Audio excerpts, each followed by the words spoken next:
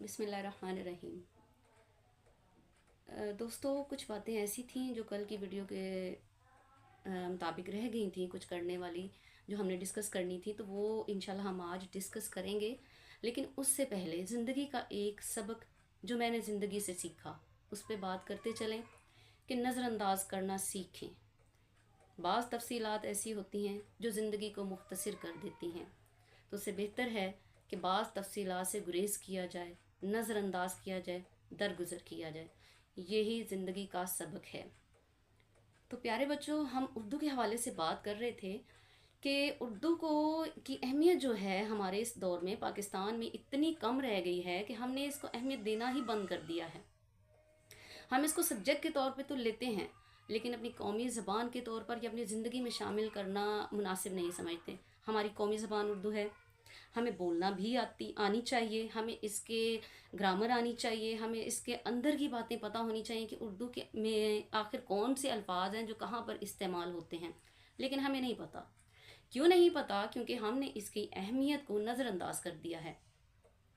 School system में मैंने देखा, आसपास मैंने देखा, इवन कि ना सिर्फ school system, science teachers, even के पेरेंट्स भी, स्कूल सिस्टम की मैनेजमेंट भी इस चीज़ की अहमियत को मानने से इनकारी है कि उर्दू ज़बान को अहमियत दी जाए। क्यों? देखा जाए तो साइंस टीचर्स के हवाले से वो भी इसी तरह गाइड कर रहे होते हैं कि जी बेटा, साइंस मुश्किल है, साइंस को आप वक्त दें, साइंस पे कंप्रोमाइज़ ना करें। इसी तरह पेरेंट्स का भी यही हाल है। साइंस की ट्यूशन्स रख रहे हैं, chemistry, bio, physics, math, English, even के ट्यूशन्स रखी जाती हैं, डबल डबल टाइम दिया जाता है, जबकि उर्दू को घर की खेती समझकर छोड़ दिया जाता है। अब मैं आपको समझाऊं कि उर्दू को आखिर इतना वक्त क्यों चाहिए होता है या उर्दू पे मेहनत की ज़रूरत क्यों है। देखिए बेटे, उर्दू का क्राइटेरिया जो है काम करने का वो एक बहुत ज़्यादा है, बहुत वास्ट है। किस तरह कि उसके लिखने में आपको अल्फाज का जो इंतखाब है वो बहुत अच्छा होना चाहिए, रेपिटेशन नहीं होनी चाहिए, उसकी ग्रामर जो है वो वसी होनी चाहिए। ये सारी चीज़ें जो हैं ये आपको पता होनी चाहिए।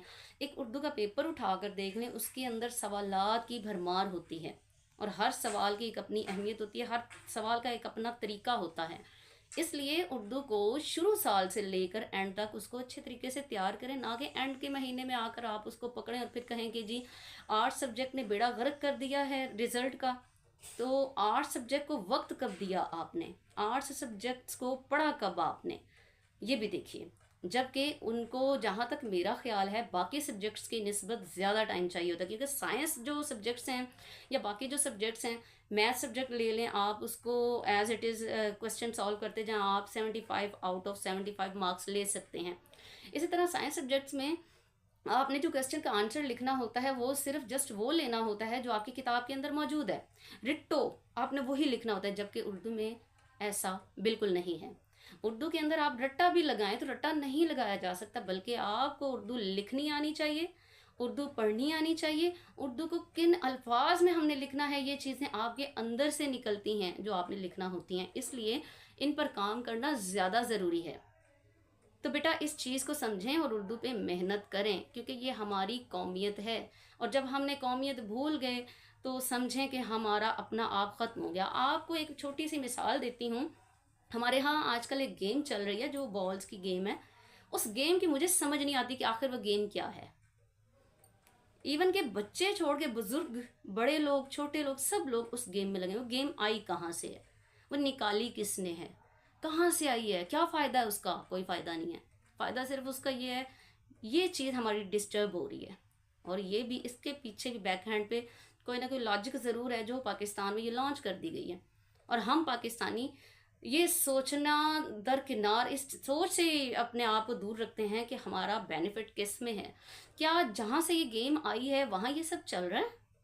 नहीं, बिल्कुल नहीं। बल्कि ये सब हमारे पाकिस्तान के अंदर फजूलियात जो हैं लॉन्च की जाती हैं और हम उसमें पड़ जाते हैं। तो इस चीज़ से बेटे गुरेज करें, अपने बच्चों को दूर रखें, खुद दूर रहें इस चीज़ से। बाहर क्या, उर्दू के हवाले से हमने जो बात आज करनी थी वो पूरी हुई। तो मैं अपनी डायरी में से एक अपनी पसंद की नज़्म जो है, यानी कि कह लें कि गुलदस्ता अल्फाज में से मैं एक नज़्म पढ़ना पसंद करूँगी। आप ज़रा सुनिएगा कि मैं लम्हों को वक्त की पुकार देती हूँ, मैं लम्हों को वक्त की पुकार देती हूँ, इसी लगन में कई शामें गुजार देती हूँ। मैं गम की कश्ती को डबोना नहीं चाहती, मैं गम की कश्ती को डबोना नहीं चाहती, बोझ बढ़ जाए तो कुछ उतार देती हूँ। खुशियाँ कोई मांगे तो मुफ्त में देती हूँ, खुशियाँ कोई मांगे तो मुफ्त में देती हूँ, गम मांगे कोई तो उधार देती हूँ। मैं यूं ही हर एक से बेरब्त नहीं मिलती, मैं यूं ही हर एक से बेरब्त नहीं मिलती, हर शख्स को उसका मायार देती हूँ। बदला लेना मेरी फितरत में नहीं है मोहसिन, बदला लेना मेरी फितरत में नहीं है मोहसिन, कोई ख़ज़ाएँ दे तो बदले में बहार देती हूँ। मेरे गुलदस्ता अल्फाज में से थी, ये अल्फाज मुझे बहुत पसंद थे, मेरी शख्सियत के मुताबिक थे, तो मुझे लगा कि आपको सुनाना चाहिए।